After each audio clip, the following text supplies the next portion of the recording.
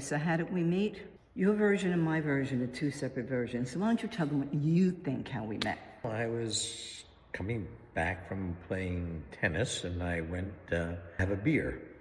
I walked in, I saw somebody that I played tennis with, Steve Hartman. Wow. He was talking to a young lady and he introduced me to her. She came there with you and she introduced me to you. So that's how we met. And I have a separate version. Yeah. Because when you came in, I was the hostess. And I came over to you and said, welcome. And you looked at me because you were used to having someone that was so touchy-feely. What do you think about me when we first met? Well, first of all, I didn't have the head at the time because, had just gone through being a widow. Meeting you was like, oh, hi there. You came in, you were kind of cool looking, but didn't seem like you were from where the area is. Because I guess, you just came from Colorado, and then they told you look like, John Denver. I wasn't a tennis elf.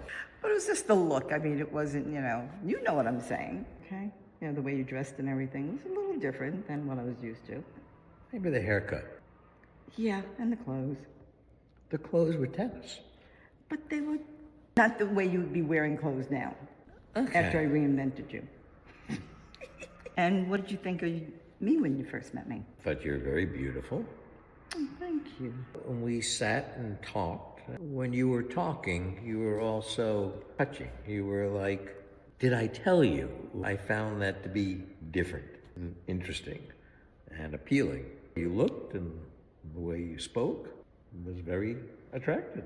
We've been together 35 years, married for 34. That's true. We got married in New Year's. So New Year's we celebrated 34 years. It's been amazing. Certainly has. Yes, it is. After being together for 34, 35 years, what's your favorite thing about being with me? I think it's my favorite thing about you. Just the way you wake up in the morning. Are we going to tell them that? You're alive. You're smiling. You're good morning. You're like a rooster, You could say the ever-ready bunny. No, you kind of just get somebody into the day. There's a lot of other things, but that would be my favorite. Your warm lovingness. Even though I call you computer brain because you're the numbers and everything, which helps us in business and what have you. But when you stop and think about it, you can be very considerate.